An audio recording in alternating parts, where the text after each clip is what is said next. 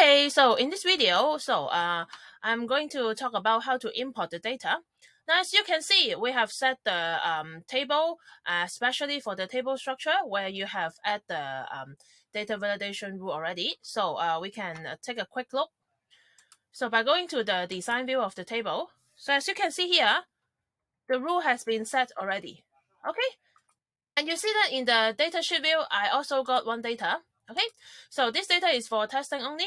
So first of all, I would like to delete the data by right click and then click delete record. So please note that the delete operation cannot be undone. So click yes to proceed. Okay, and then I'm going to get an Excel file. Now, you can take a quick look. So here we have lots of data, and that the first row of the data should be the same as that in database. So if you want to import successfully, make sure that the spelling of these field names are the same. So let me close this Excel file first. And then now I back to Access.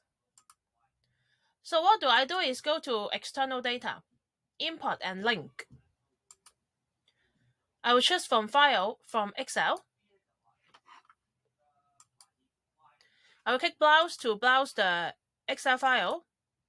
And be careful, when you import the data from Excel file to the database, you should choose the existing table because this is the table where we have set the data validation rules already.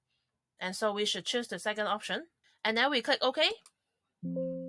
Now, it will ask you, the table which you are trying to append is to currently open and must be closed before proceeding. Do you want to save the changes and close the table? Now it is asking me whether you want to close this table. Well, you must click yes. So it will help you to close the table and then proceed to the next. So you just continue to click the next, have a double check, and then next, and then finish. Now, let's take a look at this message. Now, the Microsoft Access was unable to append all the data to the table. Now, why? Okay, if the data is deleted, the data you paste or import does not match the field data type or the field size properties. And if your record are lost, either your record you paste contain primary key that already exists in the table, that means primary key is not unique, or some other integrity rules. So do you want to proceed anyway? Yes. So I want to proceed. Now, so the most exciting moment appeared. So now you're going to open this table and see whether you can see the data. Double click. Yeah, so here you can see the data.